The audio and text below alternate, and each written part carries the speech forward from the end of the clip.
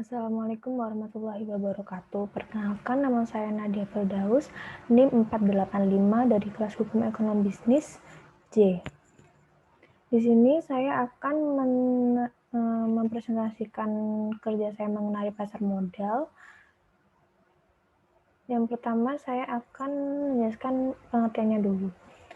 Pertama, pasar modal atau capital market merupakan pasar untuk berbagai instrumen keuangan jangka panjang yang bisa diperjualbelikan, baik surat utang, obligasi, ekuiti atau saham, reksadana, instrumen derivatif, maupun instrumen lainnya.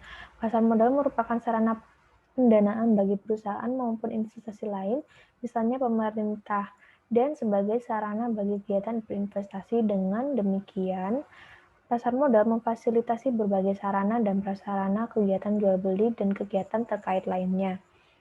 Pasar modal menyediakan berbagai alternatif bagi para investor selain alternatif investasi lainnya seperti menabung di bank, membeli emas, asuransi, tanah dan bangunan, dan sebagainya. Pasar modal bertindak sebagai penghubung. Instrumen keuangan yang diperdagangkan di pasar modal merupakan instrumen jangka panjang, yakni jangka waktu lebih dari 1 tahun, seperti saham, obligasi, warrant, right, reksadana, dan berbagai instrumen derivatif seperti option, voucher, dan lain-lain. Instrumen keuangan produk yang diperdagangkan di pasar modal Indonesia yakni saham, surat utang atau obligasi, reksadana, exchange traded fund, dan derivatif. Menurut Undang-Undang Pasar Modal Nomor 8 Tahun 1995 tentang Pasar Modal mendefinisikan pasar modal sebagai kegiatan yang bersangkutan dengan penawaran umum dan perdagangan efek perusahaan publik yang berkaitan dengan efek yang diterbitkannya, serta lembaga dan profesi yang berkaitan dengan efek. Selanjutnya, pelaku pasar modal. Para pemain utama yang terlibat di pasar modal dan lembaga penunjang yang terlibat langsung dalam proses transaksi antara pemain dan utama sebagai berikut. Yang pertama, ada emiten. Perusahaan yang melakukan emisi baik yang berupa saham ataupun obligasi. Yang kedua, yakni ada investor. Pemodal yang akan membeli atau menanamkan modalnya di perusahaan yang melakukan emisi.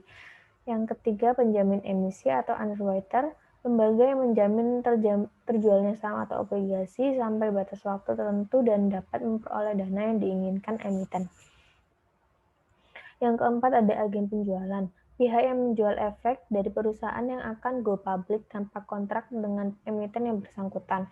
Yang terakhir, ada pialang atau broker, perantara antara si penjual yakni emiten dengan si pembeli yakni investor dalam jual beli efek. Dan selanjutnya ada fungsi pasar modal.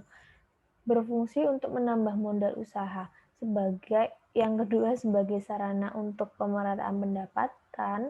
Yang ketiga, dapat menjadi sarana untuk meningkatkan kapasitas produksi. Yang keempat, bisa menciptakan lapangan pekerjaan. Yang kelima, berfungsi untuk meningkatkan pendapatan negara. Dan yang terakhir, sebagai indikator perekonomian suatu negara. Mungkin itu saja yang dapat saya sampaikan mengenai pasar modal. Di sini saya hanya menampilkan basic-basicnya saja. Mohon maaf bila ada salah kata dan kekurangan. Terima kasih. Wassalamualaikum warahmatullahi wabarakatuh.